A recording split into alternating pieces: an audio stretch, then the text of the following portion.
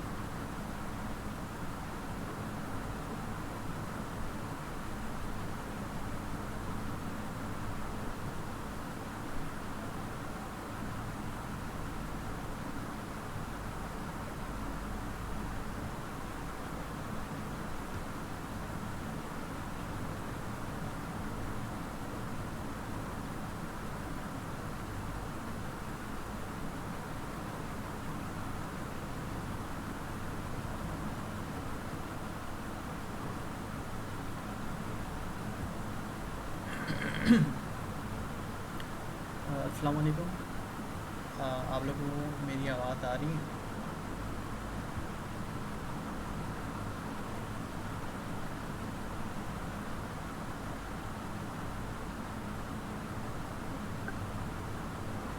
Okay ठीक है, फिर आज हम अपनी क्लास स्टार्ट करते हैं। तो लास्ट ओरिएंटेशन के बाद आज हमारी पहली क्लास है, जिसमें हम अपने बाकायदा मॉड्यूल्स का स्टार्ट करेंगे, जिसमें आज हम अपना पहला कोर्स जो है कंप्लीट करने की कोशिश करेंगे।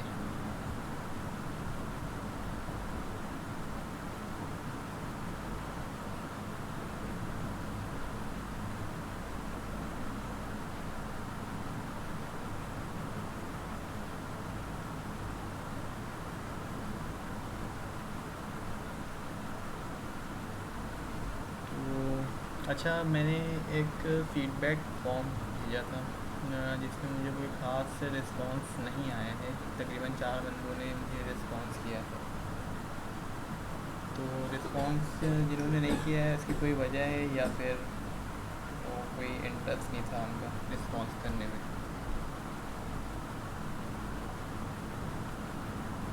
सर फॉर्म कहाँ भेजा है आपने? वो मुझे मिला नहीं। फॉर्म कहाँ भेजा है? हमारा कांटेक्ट कहाँ पे हो रहा है? व्हाट्सएप पर। तो व्हाट्सएप पे ही भेजा हुआ मैंने। मेरे पास चैट में आ नहीं रहा। आप मेंशन कर सकते हैं कहाँ पे है वो? अच्छा चलें, देखते हैं इसको बाद में। सही है।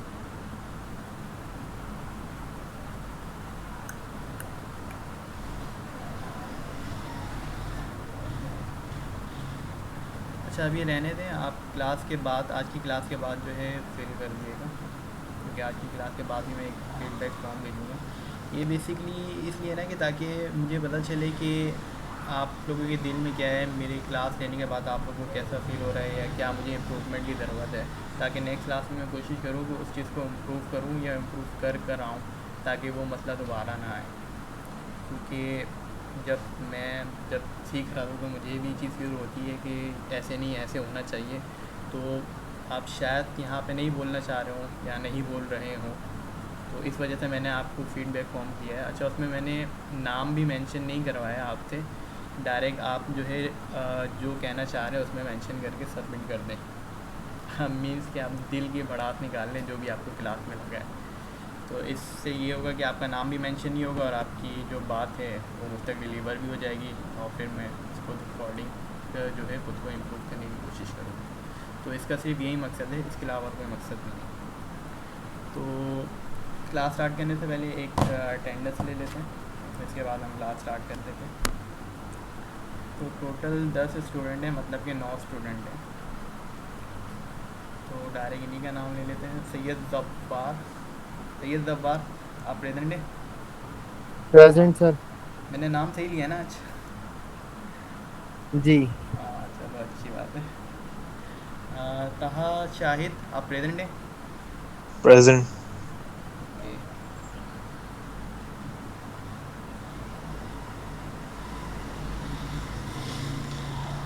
सादुल हसन, आप प्रेजेंट हैं? प्रेजेंट हैं।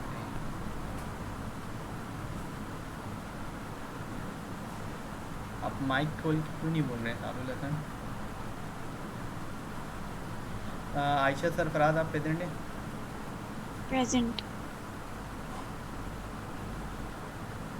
ईमान वक्कार, Present.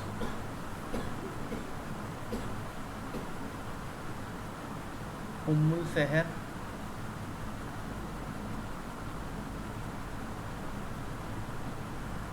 उम्मुल सहर आप प्रेजेंट हैं? प्रेजेंट जी, present. Okay.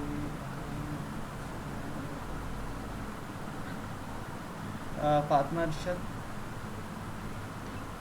Present.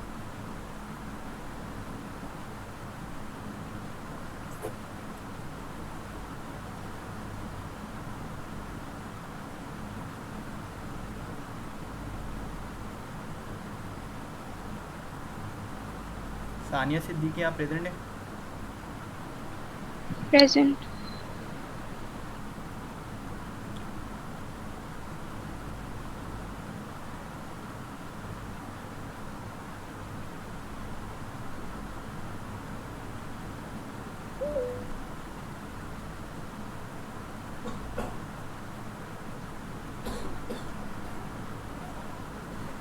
Syed Ayesha Aftab आप प्रेजेंट हैं?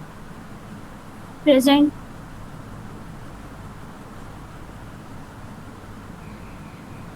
ठीक है, सबके प्रेजेंट हो गई ना?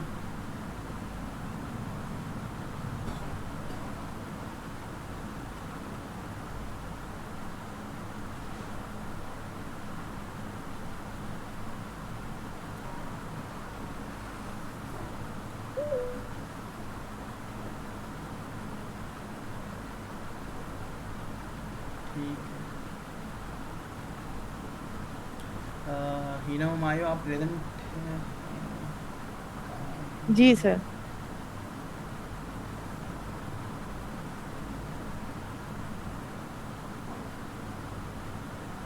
चलें, तो क्लास स्टार्ट करते हैं।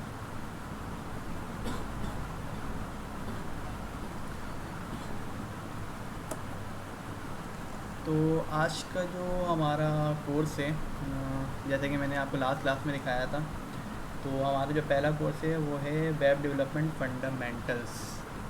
वेब डेवलपमेंट के फंडामेंटल से रिलेटेड है। तो आज हम कोशिश करेंगे कि ये पूरा कोर्स को कंप्लीट करें। इसमें हम बेसिकली सिर्फ ये देखेंगे कि जब हम किसी भी वेब डेवलपमेंट पे काम करते हैं, कोई भी वेबसाइट डेवलप कर रहे होते हैं या करने जा रहे होते हैं, तो उससे पहले कुछ फंडामेंटल्स चीज़ें होती हैं जिनके बारे में हमें नॉलेज होना ज़रूरी होता है, ताकि जब हम कोई भी वेबसाइट डेवलप कर रहे हों तो हमें इतनी मुश्किलात ना आए और हमें चीज़ें आसानी से और जल्दी समझ में आ रही हों। तो इसलिए हम इसके फंडामेंटल्स को देखेंगे।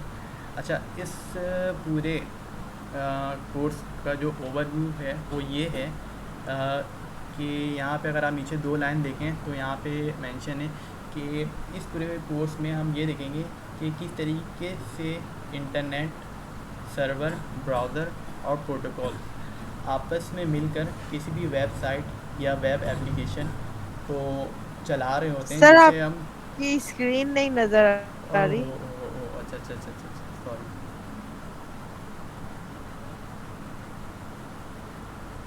शुक्रिया इन्फॉर्म करने के लिए, तो मैं भूल ही गया स्क्रीन शेयर होना। अब विजिबल है?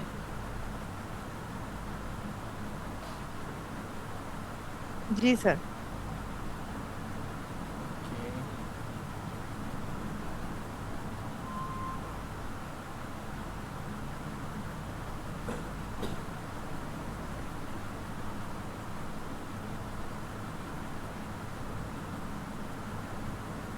ठीक है, तो मैं ये कह रहा था कि इस कोर्स का जो ओवरऑल पूरा समरी है ना, वो यही है वेब डेवलपमेंट फंडामेंटल्स का, कि किस तरीके से इंटरनेट, सर्वर, ब्राउज़र और प्रोटोकॉल्स आपस में मिलकर किसी भी वेबसाइट या वेब एप्लीकेशन को चला रहे होते हैं और जिसे हम डेली बेसिस पे इस्तेमाल कर रहे होते हैं। तो इस पूरे कोर्स का समरी ये है। तो हम अपने कोर्स को स्टार्ट करते हैं। तो इस कोर्स में जो हम टॉपिक कवर करने वाले हैं वो है, सबसे पहला टॉपिक है इंटरनेट फंडामेंटल्स। इसमें हम ये देखेंगे कि इंटरनेट, सर्वर, ब्राउज़र आपस में कैसे मिलकर काम कर रहे होते हैं। फिर हमारा जो सेकंड टॉपिक है वो ये है कि building block of the web, means के web pages, websites, web application क्या होते हैं, इनके दरम्यान में डिफरेंस क्या है, और इन्हें बनाने के लिए हमें कौन सी कोर टेक्नोलॉजीज़ का इस्तेमाल करना पड़ता है। उसके बाद जो हमारा थर्ड टॉपिक्स है वो है नेटवर्किंग एंड प्रोटोकॉल्स, जिसमें हम ये देखेंगे कि किस तरीके से हम अपने डेटा को किसी लोकेशन पर भेज रहे होते हैं, उसको ट्रांसफ़र कैसे कर रहे होते हैं डेटा को, और HTTP क्या होता है और HTTPS क्या होता है।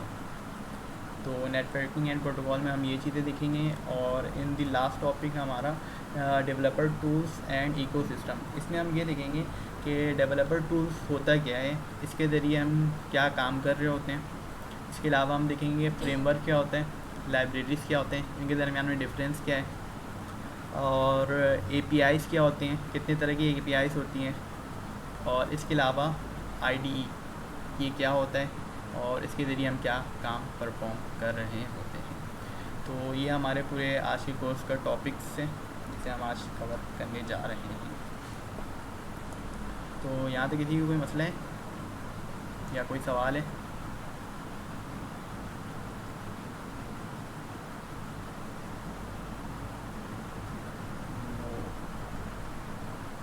अच्छा, अगर आपको कोई भी कन्फ्यूजन हो ना, ज़रा सा भी, या कोई चीज़ें समझ में नहीं आ रही हो, तो आप बिना झिझक पूछ लिया करिएगा। इससे ये होगा कि मुझे क्या कहते हैं, दोबारा में समझाने में कोई मसला नहीं है, लेकिन मैं जो मेन मकसद है ना वो आपको चीज़ें डिलीवर करना है, आपको चीज़ें समझ में आ जाए, बस ये इस कोर्स का मकसद है और कुछ नहीं। तो अगर आपको कोई भी कन्फ्यूजन हो तो आप घबराएं नहीं, आपका जैसा भी सवाल हो मैं कोशिश करूँगा कि उसका जवाब दूँ, अगर इस कोर्स से रिलेटेड हो तो।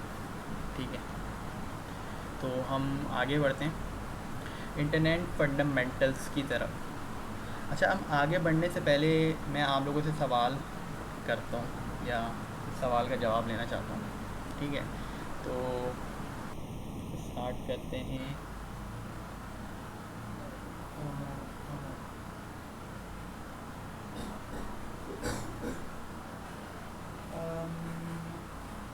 फातिमा अरशद, आप अपना माइक ओपन कर देना। ठीक है, अच्छा मैं आपसे एक सवाल कर रहा हूँ, आपके पास का जवाब है तो आप बताइएगा। ठीक है, आप जी। आपने इंटरनेट तो काफ़ी इस्तेमाल किया होगा, क्योंकि सारी दुनिया ही अब इंटरनेट पे डिपेंड करती है। अगर इंटरनेट बंद हो जाता है तो ऐसा लगता है कि कुछ काम ही नहीं हो रहा है, टाइम ही नहीं गुजर रहा होता है, ऐसा ही है, राइट? जी जी। अच्छा, तो मेरा आपसे सवाल ये है कि इंटरनेट काम कैसे करता है, आपको इसके बारे में कुछ आइडिया है?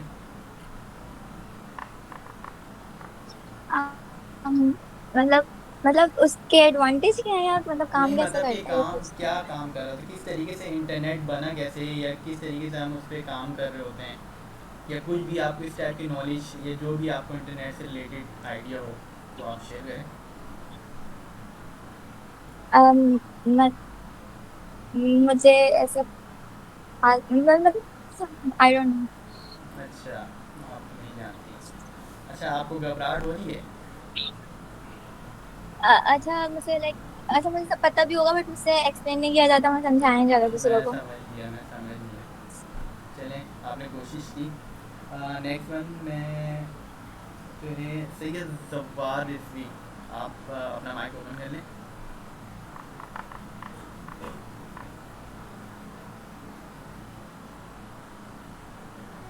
हेलो। जी सर। आपको कोई आइडिया है कि ये इंटरनेट क्या चीज़ है, क्या भला है, हम इसे रोज़ाना डेली बेसिस पे इस्तेमाल कर रहे होते हैं, इसके बिना हमारी ज़िंदगी जो है रुक सी जाती है, तो क्या चीज़ है ये इंटरनेट,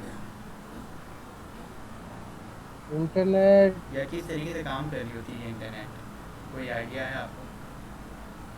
मतलब जैसे इलेक्ट्रिसिटी केबल्स के जरिए ट्रांसफर की जाती है एक जगह से दूसरी जगह, वैसे इंटरनेट जो है आपका डाटा एक जगह से दूसरी जगह ट्रांसफर करता है, सर्वर्स तक के पहुंचाता है, फिर सर्वर्स जो रिस्पॉन्स करते हैं, मुख्तलिफ जो सर्वर्स इंटरनेट से कनेक्ट हुए हुए हैं वो जो रिस्पॉन्स करते हैं आपको, तो वो आपको वापस आपका जो है जवाब मिलता है, आप जो भी काम ओके करते हैं ओके, उसको। आपको अच्छा बताया आपने, काफ़ी चीज़ें आपने बता ही दी हैं। चलें, वेल, आप माइक ऑफ कर लें। जी। अम, उसवा अरफत खान, आप यहाँ प्रेजेंट हैं?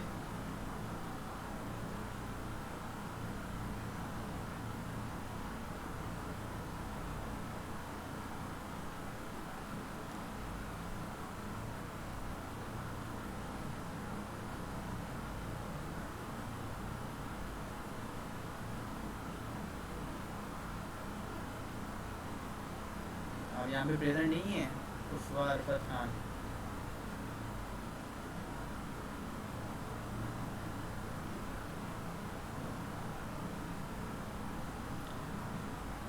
नहीं है। अच्छा, उम्मुल सहर, क्या आप अपना माइक ओपन कर सकती हैं?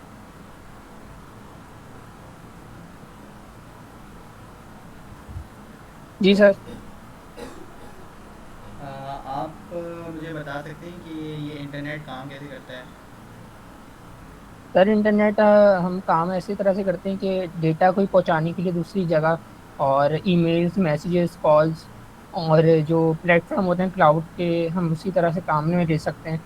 और मुख्तलिफ शहरों से हम ट्रांसफ़र कर सकते हैं अपना डेटा और इंफॉर्मेशन ऐसे। कहाँ से ट्रांसफ़र कर रहे होते हैं? इंटरनेट से। और इंटरनेट है क्या? इंटरनेट एक वो है, वो क्या है? वो क्या होता है? Media of communication. Media communication. Medium of communication. अच्छा, मीडिया कम्युनिकेशन। और इसके अलावा और कुछ? नो। चलें, ठीक है, ऑफ कर लेना। अच्छा, कोई और है जो बताना चाहेगा खुद से?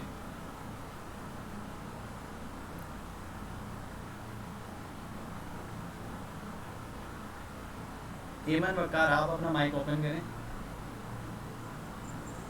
ईमान Waqar. Iman Waqar, sorry, my fault. Basically internet एक लाइक पब्लिक नेटवर्क है जिससे हम सारी दुनिया यूज कर सकती है और डेटा ट्रांसफर कर सकती है। अच्छा, कैसे करती है डेटा ट्रांसफ़र? इसके बारे में तो मुझे इतना आइडिया अच्छा। नहीं है। अच्छा, कहाँ डेटा ट्रांसफ़र करनी होती है, ये पता है आपको? लाइक मतलब थ्रू एप्स वगैरह जैसे ईमेल्स वगैरह, अच्छा, ऐप व्हाट्सएप से कर या रही होती है, लेकिन डेटा जा कहाँ रहा होता है? हवा में तो नहीं उड़ रहा होता है ना, कहीं पे जा रहा होता है, तो जगह आपको पता है? क्लाउड। क्लाउड क्या है?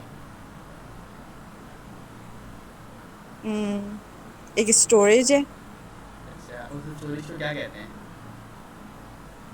क्लोज क्लोज है आप। उस स्टोरेज को सर्वर कहते हैं। चलें, यस। बहुत अच्छा कोशिश किया आपने। तो अब हम आगे की तरफ चलते हैं कि इंटरनेट काम कैसे करता है। इंटरनेट तीन चीज़ों की मदद से काम करता है: device connection, building the internet, and client server and data transfer. तो फर्स्ट वन को हम डिस्कस करते हैं, डिवाइस कनेक्शन। अब आपको इसके नाम से ही समझ में आ रहा है कि यहाँ पे डिवाइस की कनेक्शन की बात हो रही है। तो डिवाइस की कनेक्शन अमूमन किस तरीके से होती है? या तो आप वायर के थ्रू कर रहे होते हैं, या फिर वायरलेस कनेक्शन के थ्रू आपकी डिवाइस कनेक्ट हो रही है। जब ये डिवाइस आपस में कनेक्ट हो जाती है तो एक नेटवर्क बनता है, और इन डिवाइस के दरमियान जो कम्युनिकेशन होती है वो नेटवर्क स्विचेस के थ्रू हो रही होती है। सही है।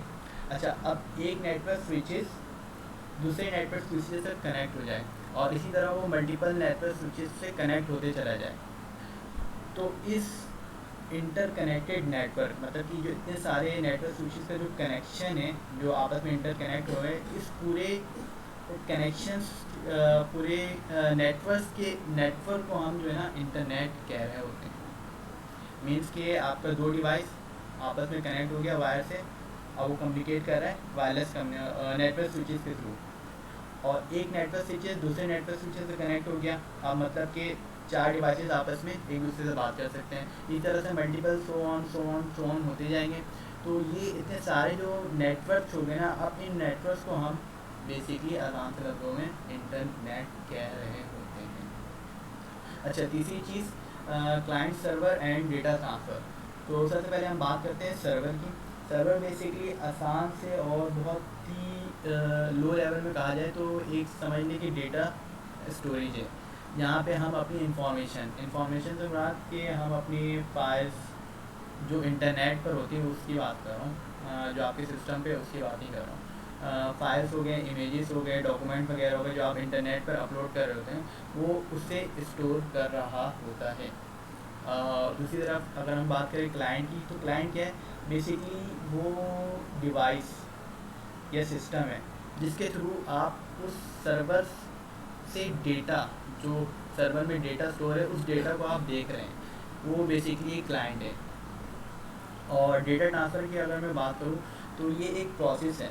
फर्स्ट कह लें आप कुछ सर्च करना होता है तो आप क्या करते हैं, ब्राउज़र। अभी तो हम करते हैं कि अब एआई एप्लीकेशन का इस्तेमाल कर रहे होते हैं, लेकिन 2021 या 22 से पहले की बात करूँ तो उसमें क्या होता है कि अमूमन लोग ब्राउज़र का इस्तेमाल कर रहे होते हैं। तो आप ब्राउज़र पे जाते हैं, जो भी आपकी क्यूरी होती है आप उसे टाइप करते हैं, टाइप करके आप इंटर करते हैं, तो ब्राउज़र उस क्यूरी जो कि रिक्वेस्ट बन चुकी है, आपको उस रिक्वेस्ट को लेके जाता है सर्वर पे। अब सर्वर क्या करता है, उस रिक्वेस्ट के थ्रू आपके लिए रिस्पांस जो है जनरेट कर रहा होता है, और रिस्पांस जनरेट करने के बाद वो आपके क्लाइंट, मतलब कि आपके डिवाइस या सिस्टम पर, अच्छा डिवाइस या सिस्टम कुछ भी हो सकता है, जैसे कि आपका लैपटॉप, आपका मोबाइल, आपका टैबलेट, ये कोई भी चीज़ हो सकती है, वहाँ पे ये वापस भेज देता है। तो ये जो प्रोसेस है जिसमें डेटा जो आपके सर्वर से निकल के आपके क्या कहते हैं क्लाइंट तक आ रहा है, इसको हम डेटा ट्रांसफ़र कह रहे होते हैं। और ये अमूमन जो है केबल वायर्स के थ्रू हो रहा होता है, जिसमें अमूमन आपने सुना होगा कि शार्क ने तार काट दिया एंड वाटर के अंदर केबल्स कट हो गए, जिसकी वजह से नेट सील हो गया या नेट नहीं चल रहा है। तो ये समझ में आया कि इंटरनेट कैसे काम करता है और इंटरनेट क्या चीज़ है।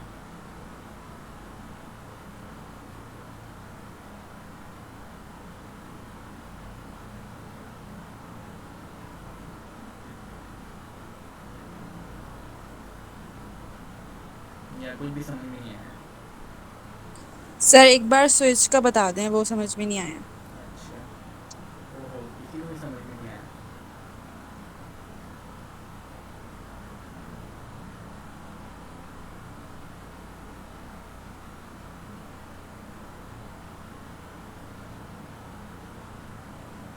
अच्छा, ये अली का नहीं है। अच्छा, आपके अलावा बाकी सबको समझ में आ गया है?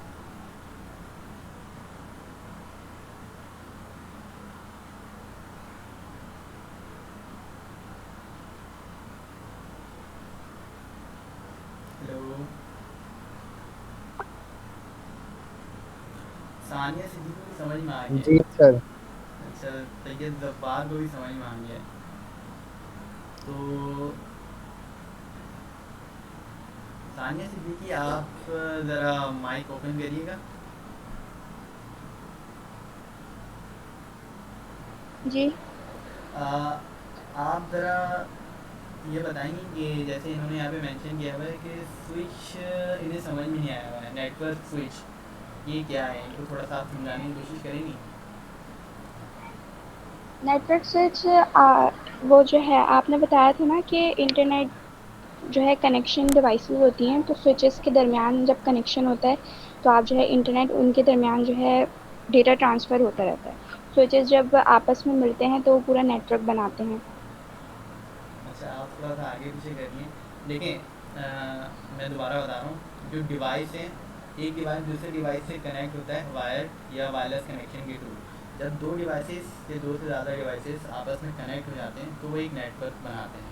अब उन दो डिवाइस या दो से ज़्यादा डिवाइस के दरमियान जो कम्युनिकेशन है ना, वो नेटवर्क स्विचेस की मदद से होती है। उसके थ्रू वो आपस में एक दूसरे से कम्युनिकेट कर रहे होते हैं आसानी से। तो नेटवर्क स्विचिंग का काम सिर्फ क्या है कि दो डिवाइसेस के दरमियान कम्युनिकेट करना आसानी से। क्लियर है?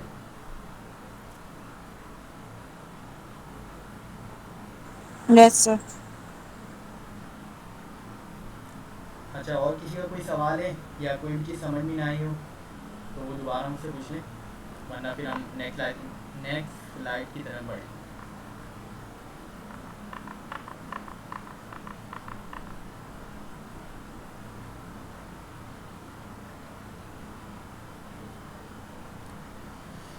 तो आप लोग इतना खामोश रहते हैं ना।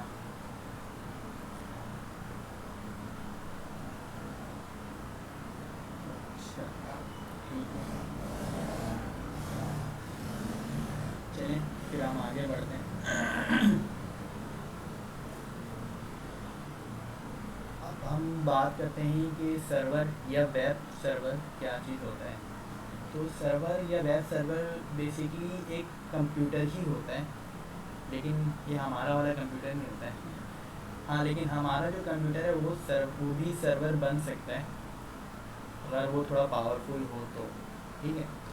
लेकिन जो यहाँ पे मैं सर्वर की बात कर रहा हूँ, ये बेसिकली काफ़ी हाई पावर सर्वर होते हैं जो कि तकरीबन आपके एक रूम के बराबर इनका एक सर्वर का स्पेस होता है, हाइट और विड्थ हो रही होती है इसकी।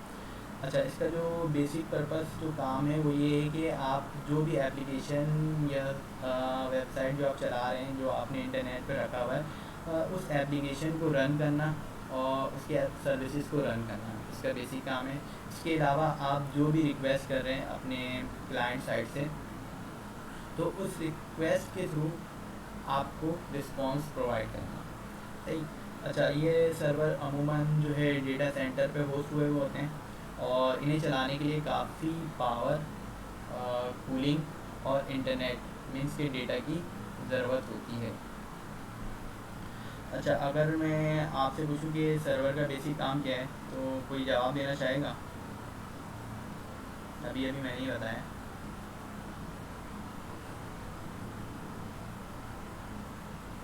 एप्लीकेशन की सर्विसेज को रन करता है और रिक्वेस्ट के थ्रू रिस्पांस प्रोवाइड करता है। अच्छा, अगर ये मैं बात करूँ, ये अभी जो मैं गूगल मीट के क्लास ले रहा हूँ, तो ये क्या सर्वर पे काम हो रहा है इसका? मतलब कि ये एप्लीकेशन सर्वर चला रहा है?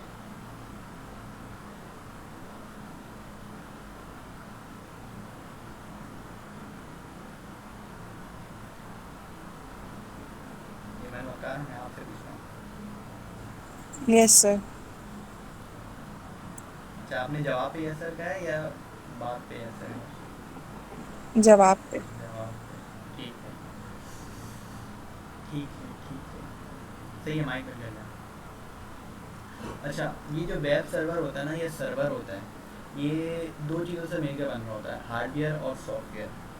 हार्डवेयर बेसिकली डिज़ाइन होता है जो कि सर्विस पर्पज़ के लिए होता है, जैसे कि डेटा को स्टोर करना या प्रोसेसिंग पावर प्रोवाइड करना। और दूसरी तरफ सॉफ्टवेयर जो है इस हार्डवेयर के फंक्शंस को कंट्रोल और मैनेज करना या चेंज करना, इसका काम होता है। मीन्स के सॉफ्टवेयर के थ्रू जो हार्डवेयर हम रन कर रहे हैं, उस हार्डवेयर के फंक्शंस को आसानी से कंट्रोल करना या चेंज करना, इस सॉफ्टवेयर के थ्रू हम परफॉर्म कर रहे होते हैं सर्वर के लिए। अच्छा, तीसरी चीज़, वेब सर्वर का क्या फंक्शन है या किस काम के लिए होता है ये वेब सर्वर? तो वेब सर्वर जो है स्टोर और मैनेज के लिए होता है। किसके स्टोर और मैनेज के लिए? वेबसाइट्स, उसके डेटा, उसकी सिक्योरिटी और उसके ईमेल्स वगैरह। इसके अलावा जो भी उसके सर्वर या उसके वेबसाइट पर रिक्वेस्ट आ रही होती है 1000 पर सेकंड, उस रिक्वेस्ट को हैंडल करना, ये सारा जो काम होता है ना, ये वेब सर्वर का काम होता है। इसके अलावा भी और काम होते हैं, लेकिन ये जो मैंने डिफाइन किया हुआ ये तकरीबन मेन पर्पस जो है ना, मेन फंक्शन उसका ये चीज़ ही है। तो ये था कि सर्वर किस तरीके से काम करता है, क्या होता है, और वेब सर्वर के क्या फंक्शन होते हैं। अच्छा, अब हम नेक्स्ट टॉपिक की तरफ बढ़ते हैं, व्हाट इज़ वेब ब्राउज़र। तो वेब ब्राउज़र आप लोग सबको तकरीबन पता ही होगा। बेसिकली एक सॉफ्टवेयर एप्लीकेशन होता है जहाँ पे हम दुनिया भर की इंफॉर्मेशन को एक्सेस कर रहे होते हैं। और अच्छा, ये वेब ब्राउज़र काम कैसे करता है, ये थोड़ा इम्पोर्टेंट है, इसको देखते हैं। आप क्या करते हैं कि वेब ब्राउज़र पे कोई भी क्वेरी टाइप करते हैं, टाइप करने के बाद आप इंटर कर देते हैं, तो वो क्यूरी जो है ना ब्राउज़र एज अ रिक्वेस्ट ले जाता है सर्वर के पास। सर्वर उसका रिस्पॉन्स तैयार करता है और रिस्पॉन्स तैयार करने के बाद वो आपको सेंड कर देता है। अच्छा, जो ये रिस्पॉन्स होता है ना वो तकरीबन वो जो होता है वो या तो डेटा होता है या फाइल होती है HTML की, या फिर इमेजेस वगैरह इस टाइप की चीज़ें होती हैं जो आपको रिस्पॉन्स बैक कर रहा होता है। अच्छा, जो को रिस्पॉन्स बैक करता है जब रिक्वेस्ट पे जो रिस्पॉन्स होता है वो आपके ब्राउज़र मतलब कि आपके क्लाइंट पे आ रहा होता है। तो आपका जो ब्राउज़र है उसे डायरेक्ट नहीं दिखाता, पहले उसे रेंडर करता है।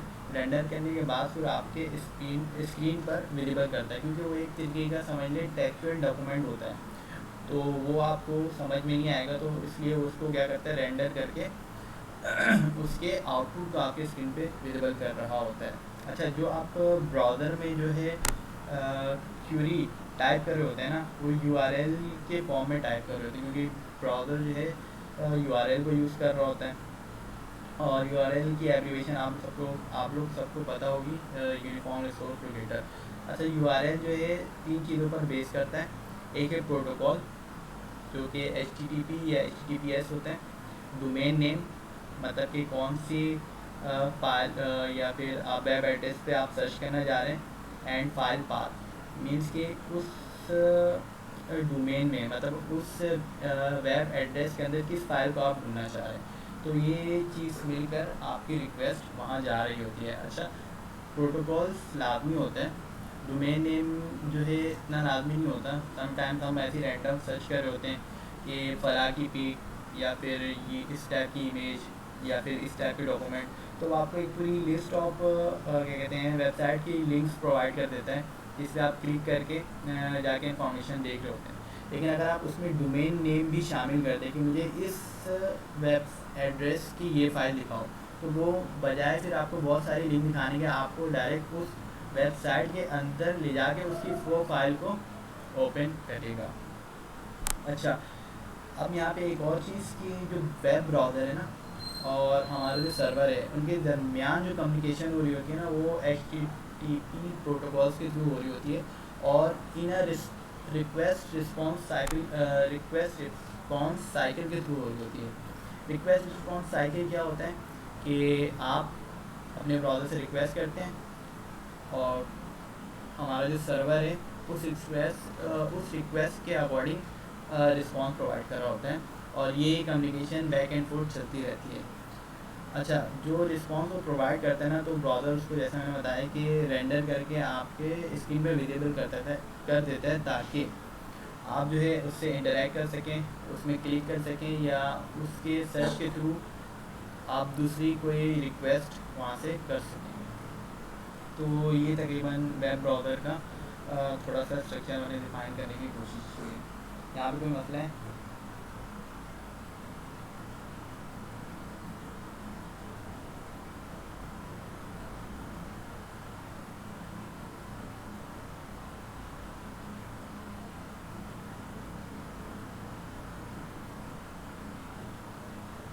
किसी को मसला नहीं है?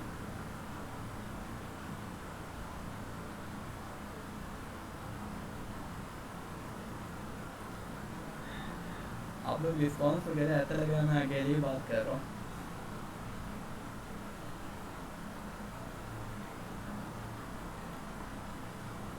हेलो,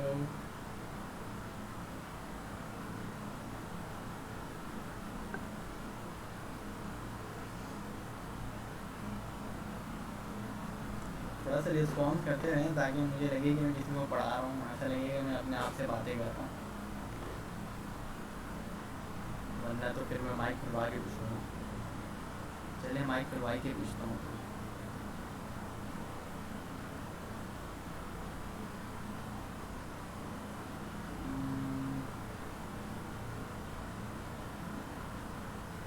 ताश शाहिद अपना माइक ओपन करिएगा। जी, कैसे हैं आप? खैरियत है, आप बताएं। बस अल्हम्दुलिल्लाह। आपको समझ में आ रही चीज़ें? जी जी बिल्कुल। अच्छा, तो एक सवाल ले लें आपसे? ज़रूर। चलें।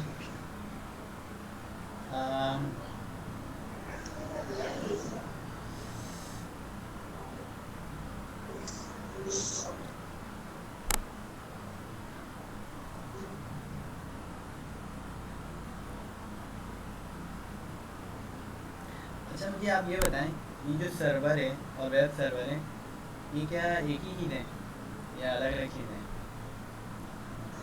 दोनों अलग चीज़ें हैं, सर्वर अलग है, वेब सर्वर अलग है। कैसे?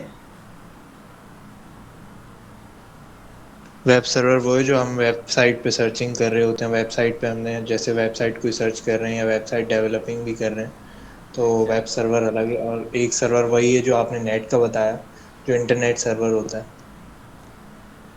सर्वर और वेब सर्वर जो है आपके अकॉर्डिंग अलग अलग चीज़ें हैं, ठीक है?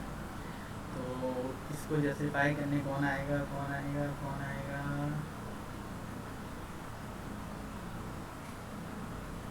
ये बंदे कम होते जा रहे हैं। ईमान वक्कार, सॉरी फिर गलत बोला था। आप अपनी माइक ओपन करिएगा। आप बताएंगे यस, सर्वर और वेब सर्वर एक ही चीज़ है या अलग अलग चीज़ें हैं? एक ही चीज़ है आई गेस। क्यों है एक ही चीज़ है? क्योंकि दोनों ही एक ही काम करते हैं, जैसे कि एप्लीकेशन को रन करवाना या सर्विसेज को रन करवाना और लाइक रिस्पॉन्स देना क्लाइंट को। ओके। आयशा सरफराज, ठीक है, आप माइक ओपन क्लोज कर लें। आयशा सरफराज, आप अपना माइक ओपन करें। जी सर। आपको क्या लगता है वेब सर्वर और सर्वर एक ही चीज़ है? आई थिंक सर्वर की टाइप है वेबसाइट, एग्जैक्टली, और जैसे हम लोग एग्जैक्टली सही ब्राउज़र बोला वगैरह आपने। पे कोई चीज़ सर्च करते हैं जैसे आपने बताया, तो उसकी रिक्वेस्ट मतलब कि वेब सर्वर एक्सेप्ट करता है और वो मतलब कि परफॉर्म वगैरह करने में वो करता है। देखिए सर्वर, ठीक है, आपने सही कहा तकरीबन, आप माइक क्लोज कर लें। सर्वर जो है ना और वेब सर्वर एक ही चीज़ है। सर्वर एक मेन सर्वर है। अच्छा, अगर उसके अंदर हम वेबसाइट से रिलेटेड इंफॉर्मेशन स्टोर कर रहे हैं तो वो अब सर्वर जो है वेब सर्वर बन जाएगा। तो इस तरीके से और भी सर्वर के टाइप हो सकते हैं या और मजीद मतलब क्लासिफिकेशन उसकी हो सकती हैं।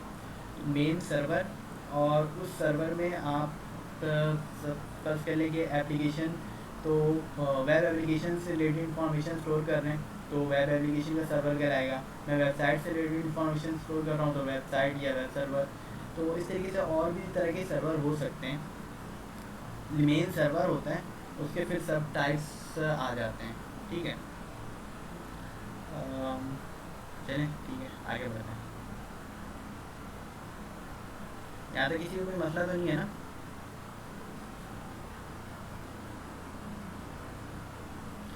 वेब होस्टिंग, वेब होस्टिंग क्या चीज़ होती है? वेब होस्टिंग ये होती है कि आप अपनी वेबसाइट के तमाम फाइल्स और फोल्डर को सर्वर पर स्टोर कर दें और कोई दूसरा शख्स उसे इंटरनेट के थ्रू आपकी वेबसाइट को एक्सेस करें। इसे हम वेब होस्टिंग कहते हैं। मतलब कि आप अपनी वेबसाइट को ना एक जगह रख देते हैं जिस जगह को हम सर्वर कह रहे हैं, ताकि दुनिया भर के लोग जो है ना उसे देख सकें।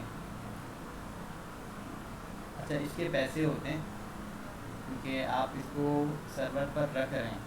सर्वर जिस सर्वर पर आप रख रहे हैं ना, तो वो पैसे चार्ज करते हैं अकॉर्डिंग टू जिस तरह की वो आपको फैसिलिटीज़ या चीज़ें प्रोवाइड कर रहे थे उसके अकॉर्डिंग। तो यहाँ पे कुछ होस्टिंग के बारे में, होस्टिंग की टाइप यहाँ पे कुछ मेंशन है तो उसको हम देख लेते हैं। अच्छा, इसके अलावा भी होती है, यहाँ पे मैंने कुछ स्पेसिफिक टाइप की होस्टिंग मेंशन की हुई है, तो हम इसको देखते हैं। तो यहाँ पे मैंने 4 तरह के होस्टिंग को मेंशन किया हुआ है। एक होता है शेयर्ड होस्टिंग, एक वीपीएस होस्टिंग, एक डेडिकेटेड होस्टिंग, एक क्लाउड होस्टिंग। अमूमन सब जो है ना इसी में कवर हो जाते हैं, और जो अलग होते होंगे तो फिर जब ज़रूरत पड़ेगी तो आप देखिएगा। शेयर्ड होस्टिंग में क्या होता है? शेयर्ड होस्टिंग में ये होता है कि आपको जो है ना एक फिजिकल सर्वर, फिजिकल से मुराद के जो सर्वर रखा हुआ है आपको नहीं दिया जाता, वो मतलब कि एक जगह रखा हुआ वो फिजिकल सर्वर आपकी वेबसाइट और मुख्तलिफ लोगों की वेबसाइट उस सर्वर पे डिप्लॉय हुई होती है। मतलब कि एक सर्वर होता है और उस सर्वर में मल्टीपल वेबसाइट जो है डिप्लॉय हुए होते हैं। तो इसे जो है शेयर्ड होस्टिंग कह रहे होते हैं। अच्छा, ये जो है सबसे चीपेस्ट ऑप्शन होता है, मतलब कि सबसे सस्ता ऑप्शन होता है, और ज़्यादातर इसमें जो होते हैं ना फ्री में भी होते हैं ये।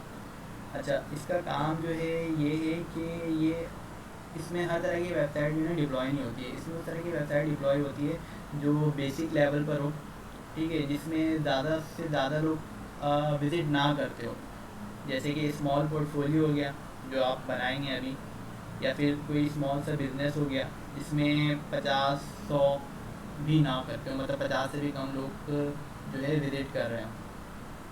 तो इस तरह की वेबसाइट को होस्ट हम शेयर्ड होस्टिंग में कर रहे होते हैं। अच्छा, अब हम बात करते हैं वीपीएस होस्टिंग की। तो वीपीएस होस्टिंग में भी आपको एक जो है सर्वर दिया जाता है, और इसमें भी आप मल्टीपल वेबसाइट को डिप्लॉय कर रहे होते हैं, लेकिन इसमें जो है फ़र्क ये है कि ये थोड़ा सा शेयर्ड होस्टिंग से महंगा होता है, और इससे थोड़े से उसमें ज़्यादा आपको कैपेसिटी, स्टोरेज या पावर प्रोवाइड की जाती है। अच्छा, यहाँ पे ये दोनों चीज़ आपको क्लियर है, शेयर्ड होस्टिंग और वीपीएस होस्टिंग?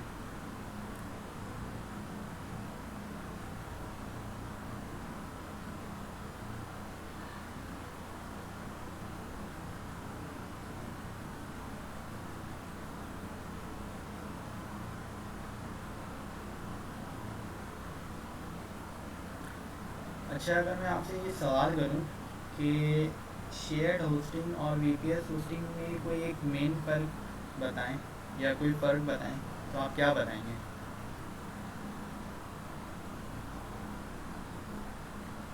कोई भी जो कुछ से बोलना चाहता हो।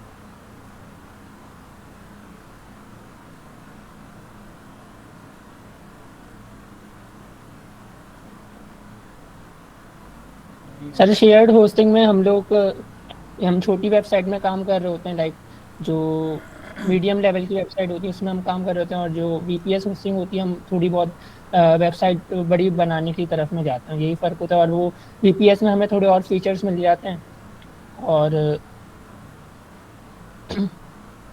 अच्छा, ये तो मैंने बताया, इसके अलावा आपको क्या पता है?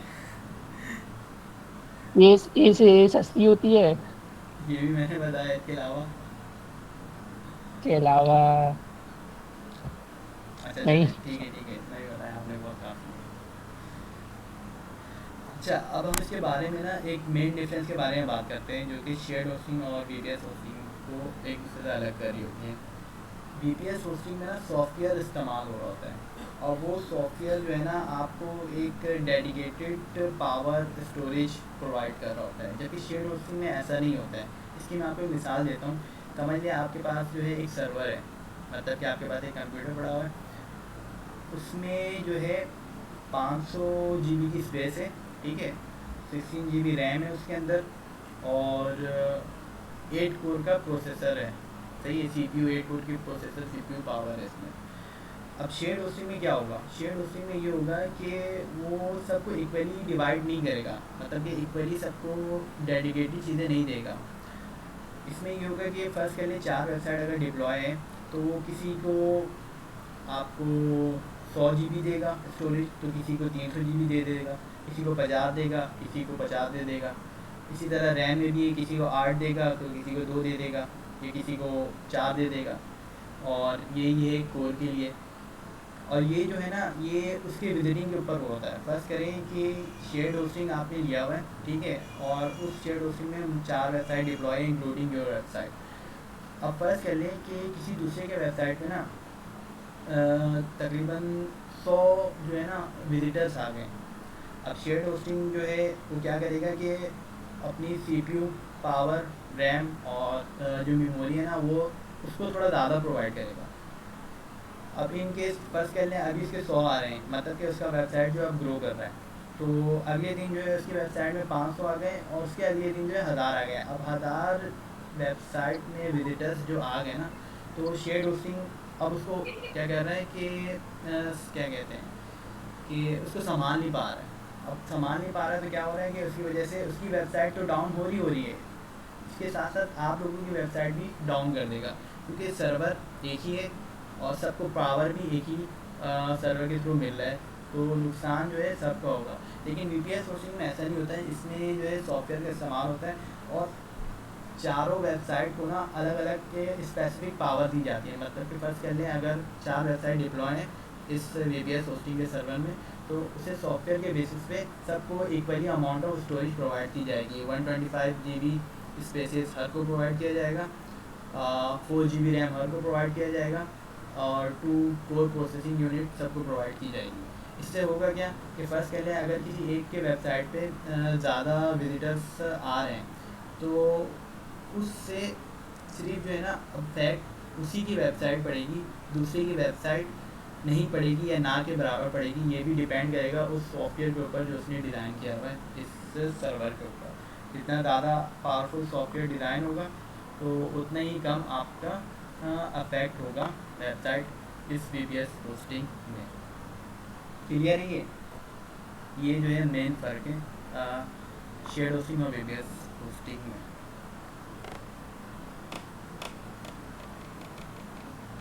शायद आपको क्लियर है?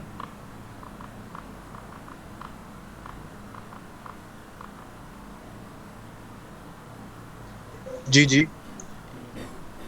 आयशा सरफराज आपको क्लियर है? जी जी। ठीक है।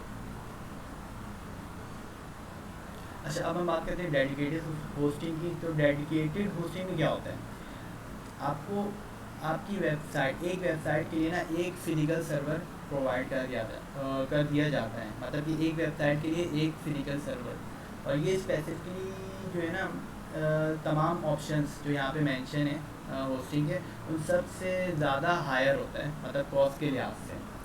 अच्छा, इसमें आप इस डेडिकेटेड होस्टिंग की तरफ तभी जाते हैं जब आपको पता है कि यार मेरी वेबसाइट पे ना इतने यूज़र्स जो है विज़िट कर रहे हैं जो कि आम उसमें नहीं हैंडल हो पाएगा। मुझे इसके लिए स्पेसिफिकली इतनी चीज़ें, इतनी पावर, इतनी सीपीयू कोर की ज़रूरत है। तो उस केस में जो है ना आप फिर डेडिकेटेड होस्टिंग की तरफ जा रहे होते हैं। इसमें अमूमन जो है आपकी लार्ज वेबसाइट जिसके ट्रैफिक्स बहुत ज़्यादा हों, इस तरह के एप्लीकेशन या एंटरप्राइज सिस्टम डिप्लॉय हो रहे होते हैं या होस्ट हो रहे होते हैं। ठीक है। और लास्ट हम बात करें क्लाउड होस्टिंग की, तो जो हमारा क्लाउड होस्टिंग है ये इन सबों से बेस्ट ऑप्शन है। क्यों? क्योंकि इसमें जो है ना आपको आपके एक वेबसाइट के लिए एक से ज़्यादा सर्वर प्रोवाइड किए जाते हैं। अच्छा, तो मुझे बताएं कि अब ये बेस्ट कैसे है, एक वेबसाइट के लिए एक से ज़्यादा सर्वर प्रोवाइड किया जा रहा है। ईमान वकार, बार बार मैं आपका नाम गलत दे रहा हूँ, ईमान वकार, आप माइक ओपन करिएगा।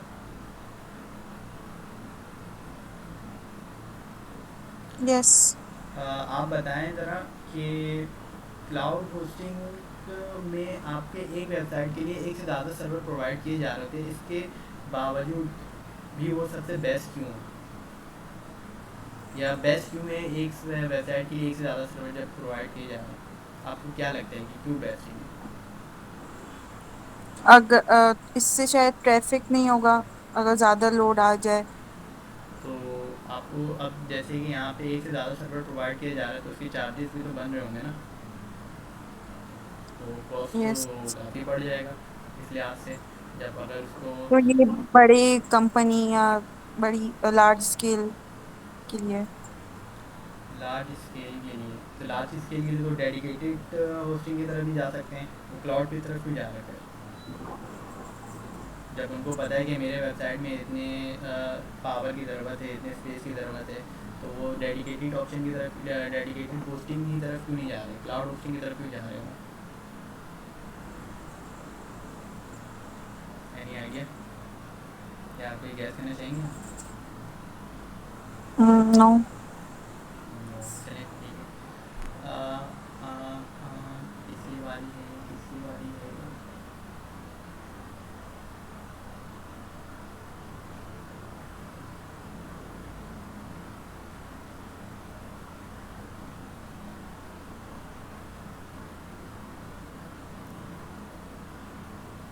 सैयद आयशा आफ्ताब, आप अपना माइक ओपन करें। जी सर। आपको आइडिया है? डेडिकेटेड और क्लाउड के पूछ रहे हैं सर। मैं ये पूछ रहा हूँ कि क्लाउड होस्टिंग जो है बेस्ट ऑप्शन क्यों है?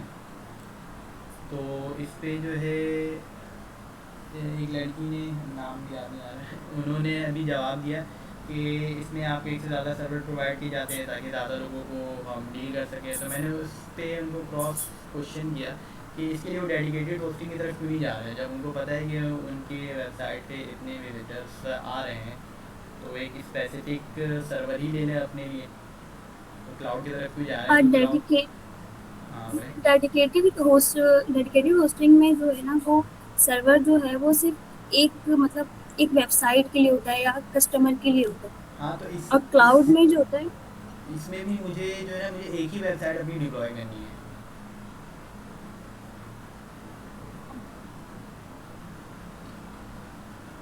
कोशिश करें कुछ भी आपको जो माइंड में आ रहा है आप वो बोल दें, कहानी सुना दें कोई।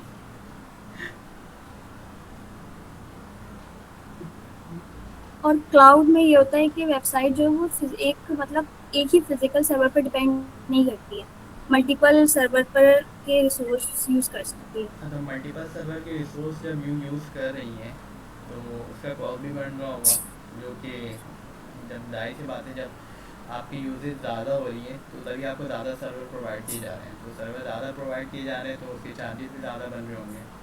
तो ये फ़ायदा कैसे बेनिफिट कैसे पहुँचा रहा है हमें इन तीनों के मुकाबले में?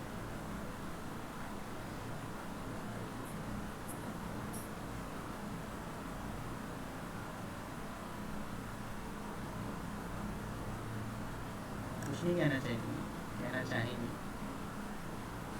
वही नहीं आता सर। अच्छा चलिए कोई बात नहीं, अच्छा ट्राई किया आपने। तो हम कंटिन्यू करते हैं। तो मेरा ये सवाल था कि क्लाउड होस्टिंग बेटर ऑप्शन क्यों है इन सब से।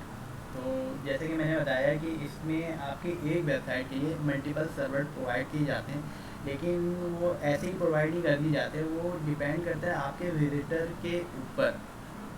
अब फर्ज कर लें कि आपकी वेबसाइट पे अभी 1000 आ रहे हैं, ठीक है, और आपका समझ लीजिए वेबसाइट जो है, आपने जो वेबसाइट बनाया है वो एक स्टोर टाइप का वेबसाइट बनाया है और एक ओकेजन या त्यौहार आता है, उस त्यौहार वाले दिन ना आपके वेबसाइट पे अचानक से जो है ना 1000 के बदले 10,000 यूज़र आपके विजिटर्स वेबसाइट पर आ जाते हैं। तो उस केस में क्लाउड क्या करेगा कि अब वो एक सर्वर में हैंडल नहीं हो सकता है, तो उसके लिए क्या करेगा क्लाउड, आपको जितना सर्वर की ज़रूरत पड़ेगी उतना सर्वर प्रोवाइड कर देगा, स्केल अप कर देगा आपके सर्वर को।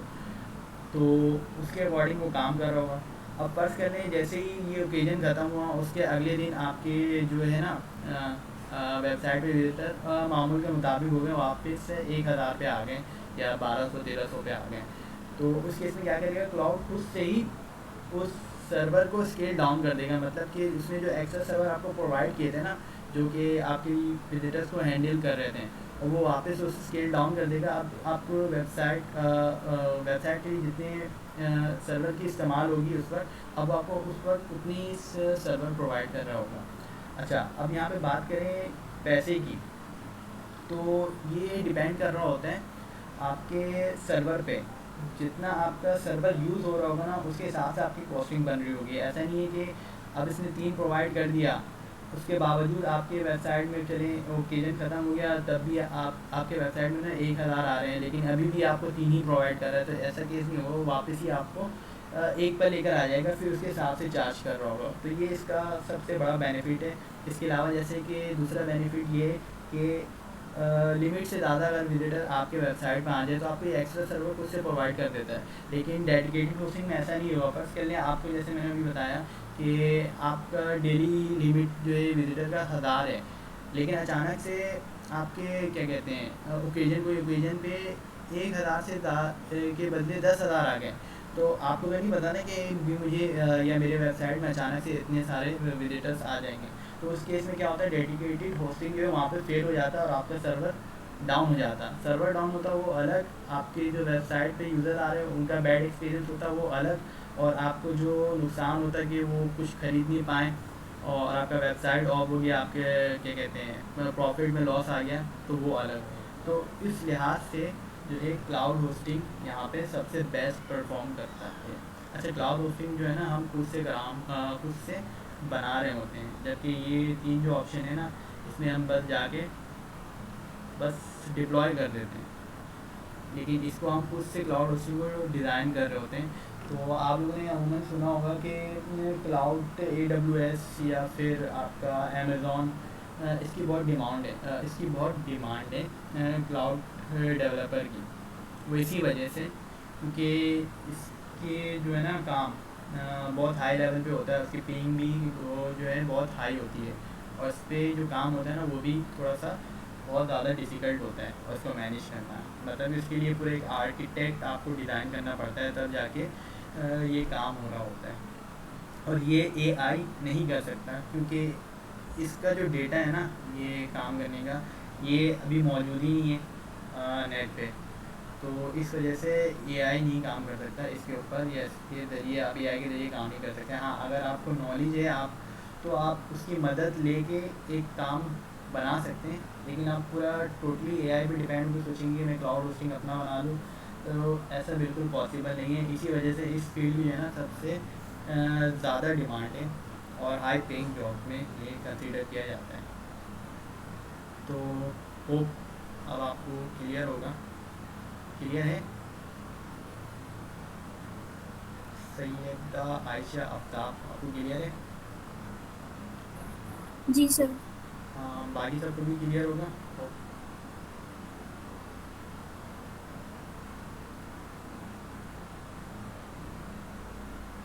हाँ, क्लाउड सर्वर पे भी नहीं, इसमें फिजिकल सर्वर नहीं होता है, इसमें आप जो है क्लाउड पे डिप्लॉयमेंट कर रहे होते हैं।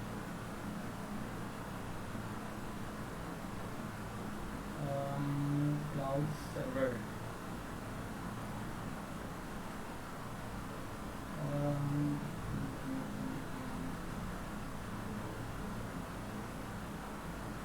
डिप्लॉय तो ये होगा सर्वर पे ही, सही है, जो कि आपका फिजिकल होगा। तो हाँ, एक तरीके से फिजिकल ही होगा, लेकिन क्लाउड फॉर्म होगा, मतलब इसके मल्टीपल कॉपीज़ होंगे इसमें हम डिप्लॉय कर रहे होंगे। लेकिन इसके बारे में अभी मुझे सही से एग्जैक्ट इन्फॉर्मेशन नहीं है, तो इस पॉइंट को मैं दोबारा नेक्स्ट क्लास में कंफर्म करूँगा, ठीक है। अच्छा सवाल था वैसे, ही मुझे नहीं आया ये सवाल। कौन था ये बंदा?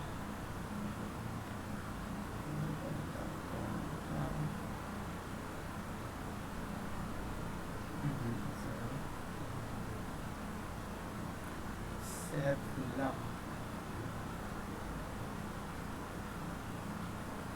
सारुल हसन। अच्छा, किसी और को कोई सवाल या फिर कोई क्वेश्चन है या फिर क्लियर है?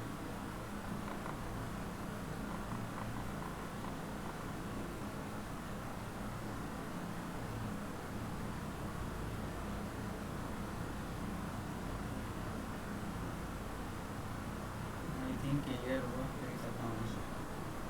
चलिए आगे बढ़ते हैं अपने नेक्स्ट टॉपिक की तरफ, building block of the web. तो हम इससे सबसे पहले बात करते हैं कि वेब पेज। अच्छा, इसको स्टार्ट करने से पहले हम 2 मिनट का ब्रेक ले लें या कंटिन्यू कर लें यहीं से?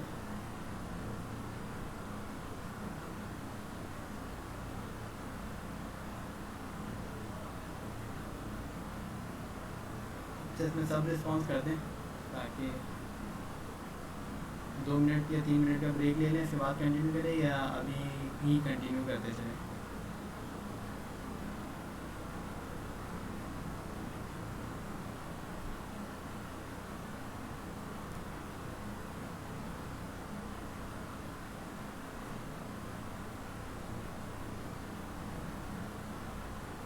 ठीक है, ठीक है, ठीक है, ठीक है। तो अभी जो हमारी क्लास है 10:05 पे स्टार्ट होगी नेक्स्ट क्लास, मतलब ये क्लास कंटिन्यू 10:05 पे होगी, ठीक है। तब तक के लिए ब्रेक है।